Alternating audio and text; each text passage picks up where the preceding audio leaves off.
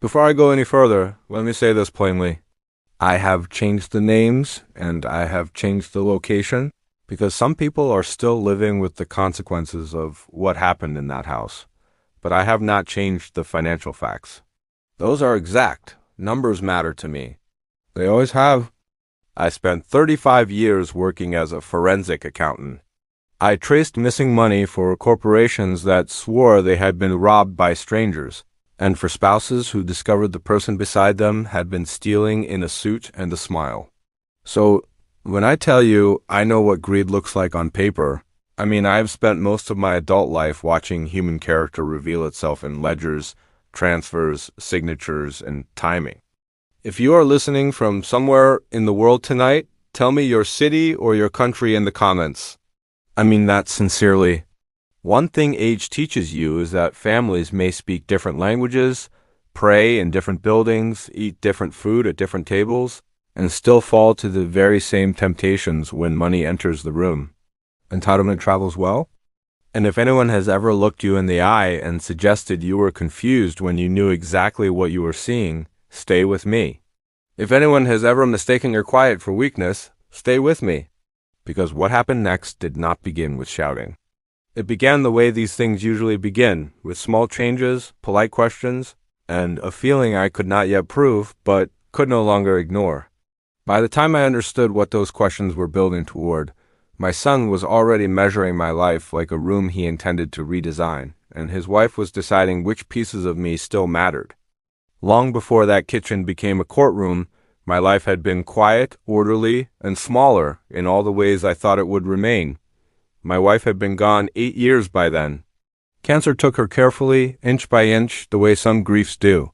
And when the house fell silent afterward, I learned how loud memory could be.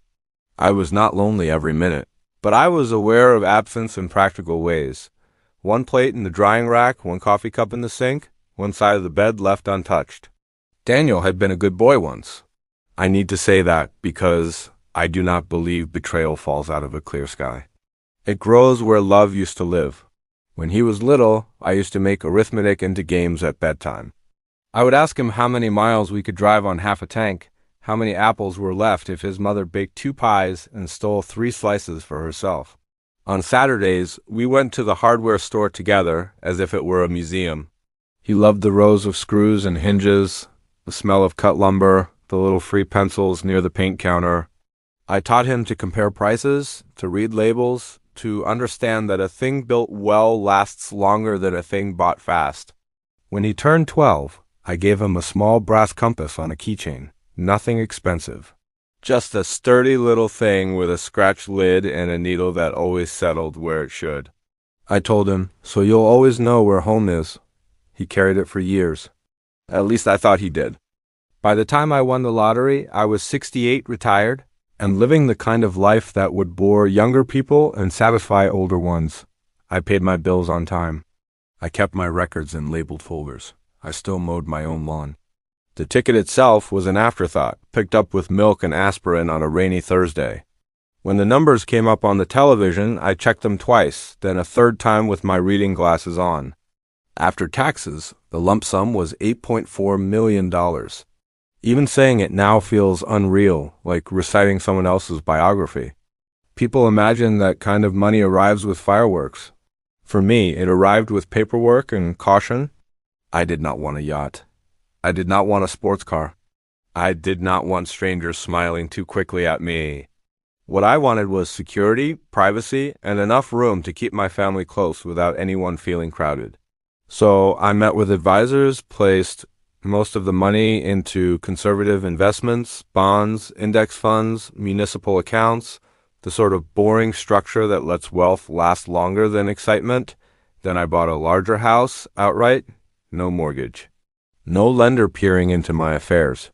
Just a solid home with wide hallways, a downstairs bedroom for me, 2 upstairs rooms for the grandchildren, and a backyard big enough for birthdays, soccer balls, and summer suppers. When I told Daniel, he hugged me so hard I felt his chin press against my shoulder, like he was still a boy. He said, "This changes everything, Dad." Then, almost in the same breath, he asked how much I was keeping liquid, whether I had thought about tax exposure, and what the long-term plan was for the estate. The questions were intelligent enough to sound responsible, but there was a pace to them, I noticed. Too quick. Too interested in sequence and access. I told him I was setting aside most of it for the future. That was the truth. I wanted something stable for him, for his children, for whatever years I had left. He smiled and said that was smart. Marissa said it was generous.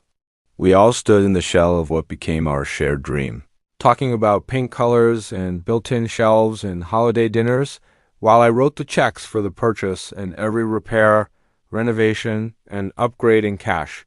At the time, I thought I was building a home. I did not yet understand I was feeding their temptation. It did not happen all at once. That is how people miss it.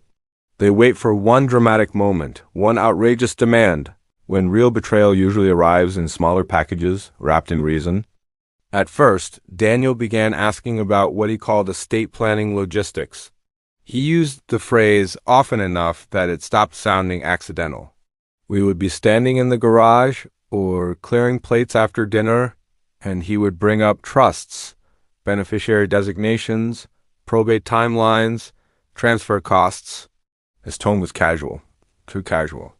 It was the same tone I had heard for decades from men pretending a question was theoretical when they had already decided what answer they wanted. Marissa was more polished about it. She suggested putting the utilities in her and Daniel's names. Just for credit building, she said, because stable household accounts looked good if they ever wanted to refinance something later. There was no mortgage to refinance. She knew that. I knew that. But she smiled when she said it, as if I were difficult for hesitating. A week later, she asked whether the homeowner's insurance should list Daniel more prominently for continuity. Continuity is one of those harmless-sounding words people use when they are trying to edge you out of your own life. Then there were the little disturbances inside the house. A bank statement I had left folded inside a legal pad appeared opened on the counter.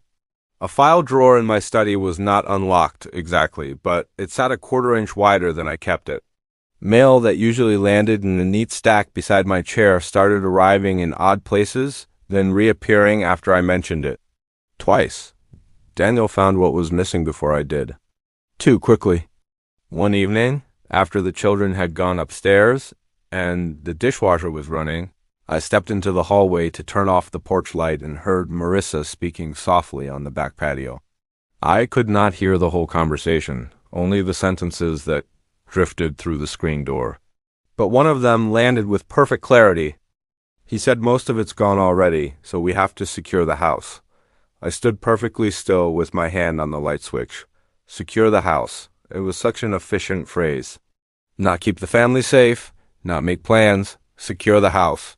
In my line of work, verbs mattered. They told you where a mind was headed before the paperwork ever caught up.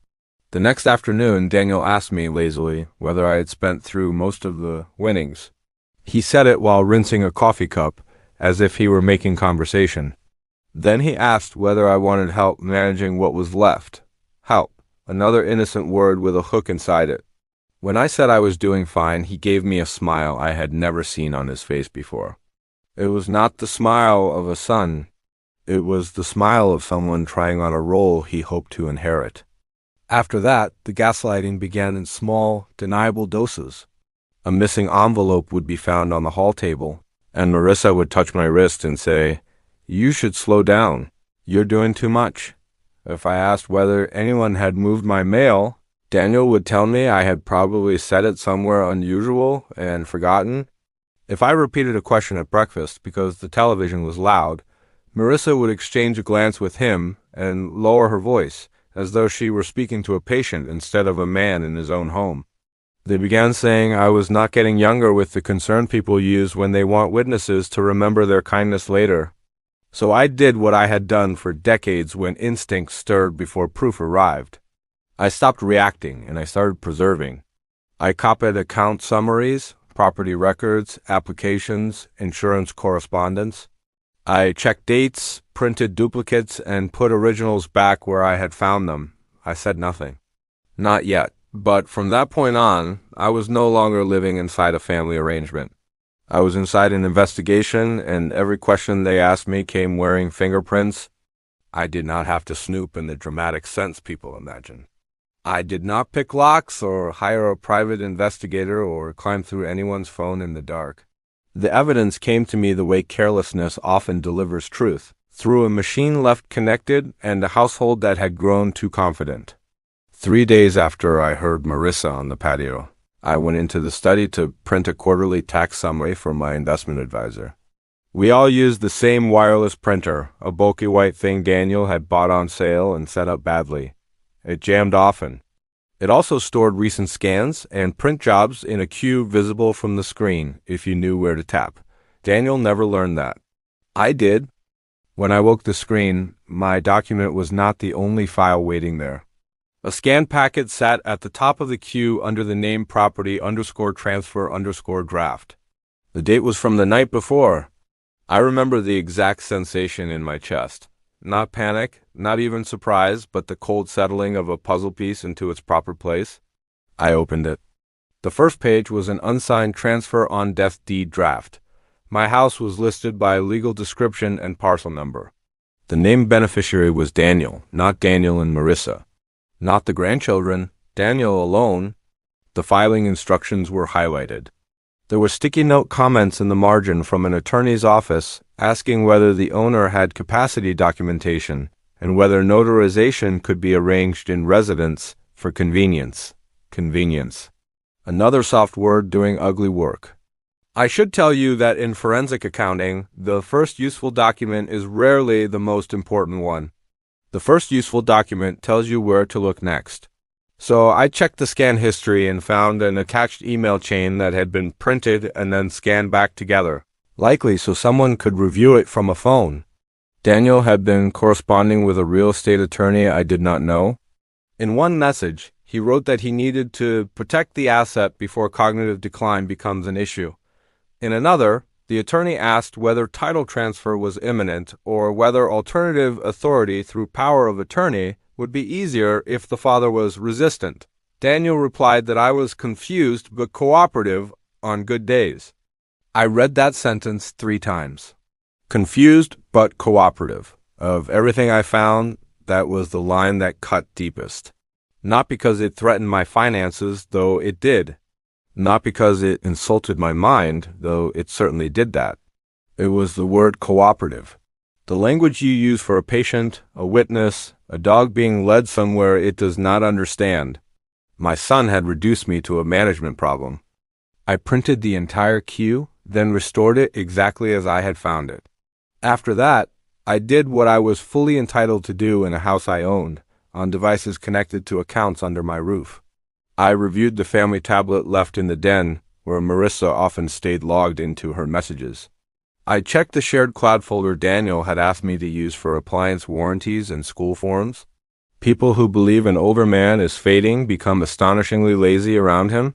The messages were worse because they were casual. Marissa had written to a friend named Kelsey, "Once the money's gone, the house is leverage.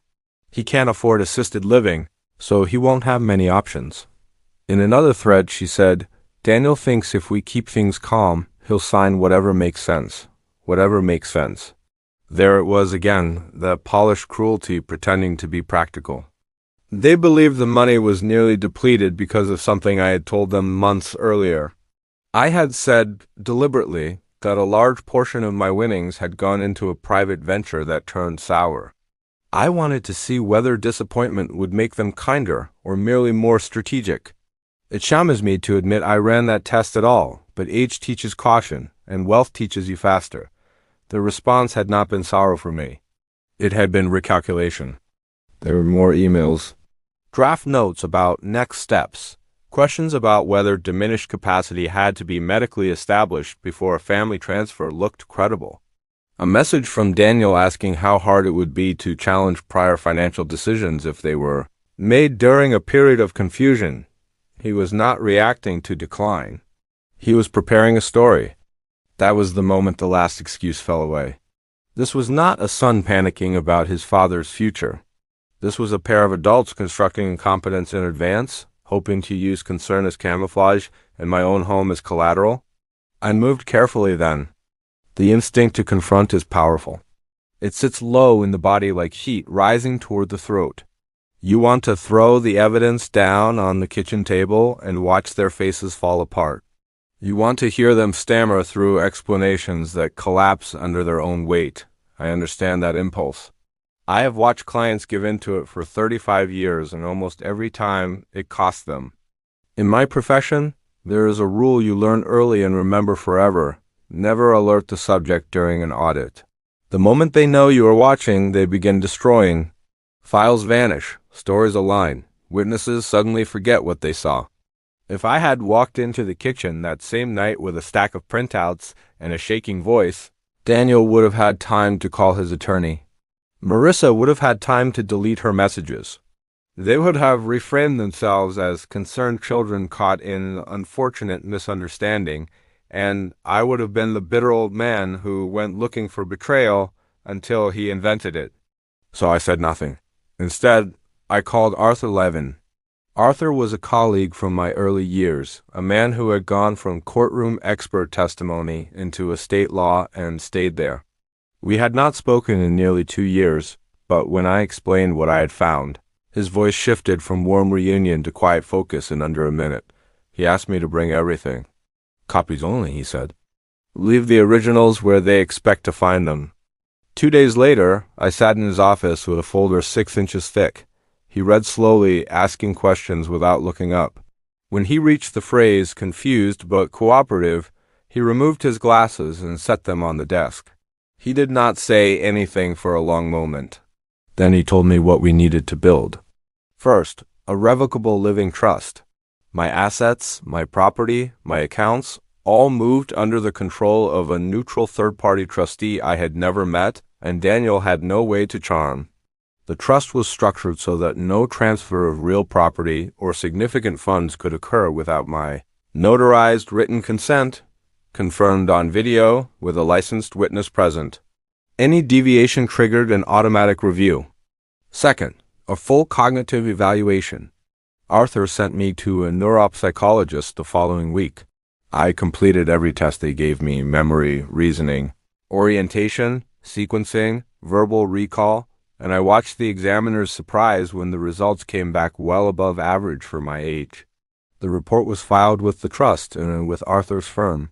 If anyone ever tried to claim I had been declining when these decisions were made, there would be clinical documentation proving otherwise. Third, updated property records. The deed remained in my name, but the title company received explicit instructions.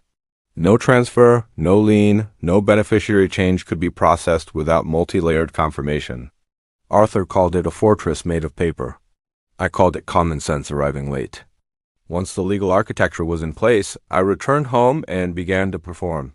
I repeated questions I had already asked, pausing as if the answer had slipped away. I pretended mild confusion about financial terms I had used professionally for decades. I asked Daniel to help me remember passwords I had never forgotten.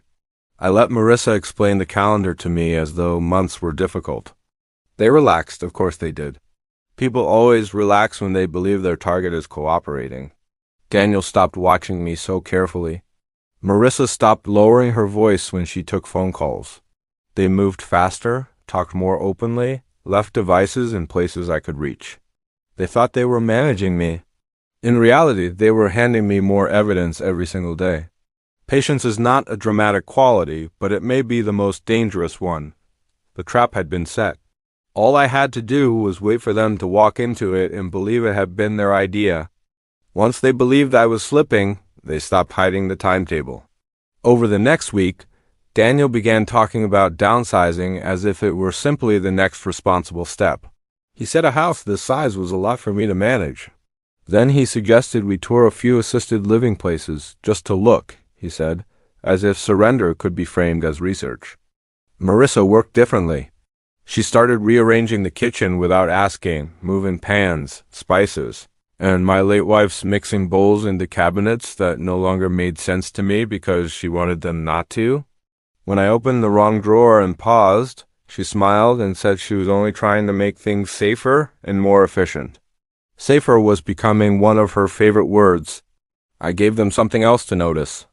One evening, I left a manila folder on the den desk, half covered by a magazine, with a label in block letters, remaining lottery funds. Inside were statements Arthur and I had prepared showing only a small fraction of my real assets.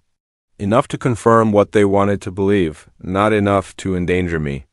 I went outside to water the garden and returned 10 minutes later. The folder had shifted less than an inch. The papers inside were in a different order. Marissa came through carrying laundry and smiling too casually. Daniel spoke very little at dinner. That told me everything. After that, their confidence grew.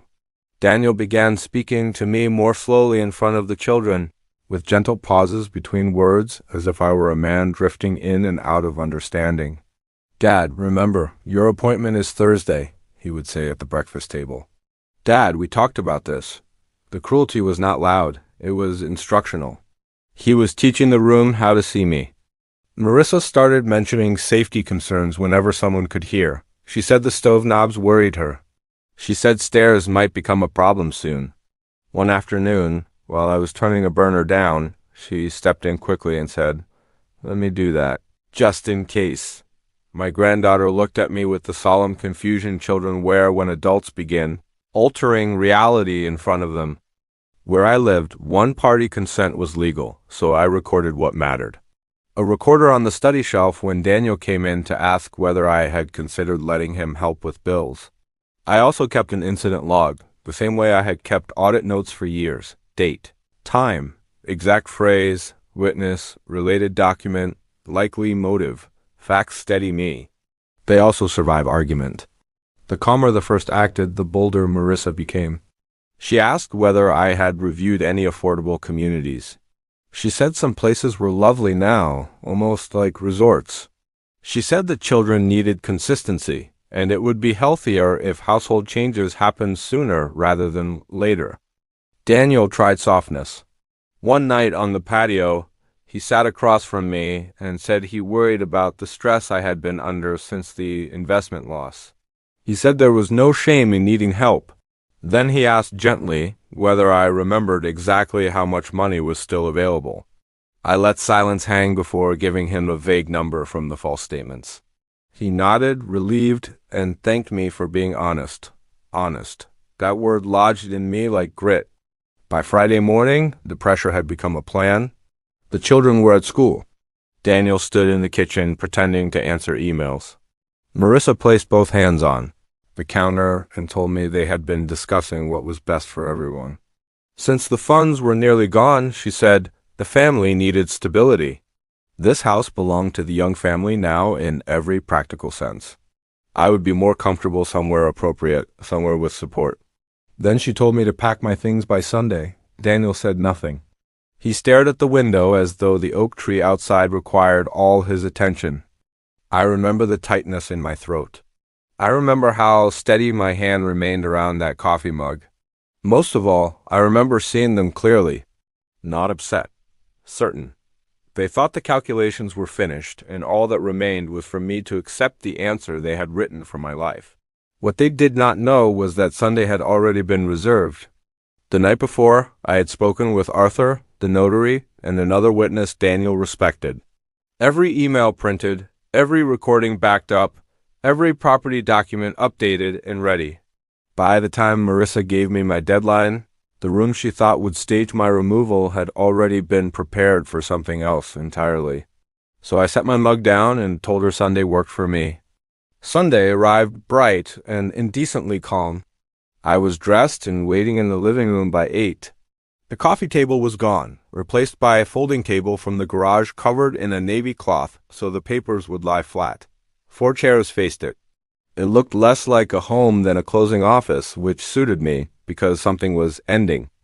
Daniel came downstairs first and stopped short when he saw Arthur laying out a legal pad. Behind him stood Mrs. Bennett, the notary, and Harold Pike, an old family friend from church, whose opinion had mattered to my son since he was a teenager. Marissa followed, saw the table, saw the witnesses, and lost the smile she had brought into the room. "What is this?" she asked. I told her it was Sunday. Then I asked them both to sit down. Daniel hesitated. Harold did not say a word, but his presence did the work. Arthur opened the file. They sat. I began with the house. Not feelings. Facts. I placed the settlement statement in front of them. Then the recorded deed, then the tax receipts showing every payment made in full and on time. I told them the property had been purchased solely in my name with lottery funds, without mortgage, lien, or contribution from anyone else in that room. Marissa's jaw tightened. Daniel kept staring at the first page as if a different name might appear if he waited long enough. Then I laid down the transfer on death deed draft they had scanned on the printer. Daniel flinched before he touched it. Arthur read the title aloud, the parcel number, and the line naming Daniel as sole beneficiary. When Arthur asked whether either of them wanted to explain how that document existed, Marissa said they had only been exploring options. Exploring.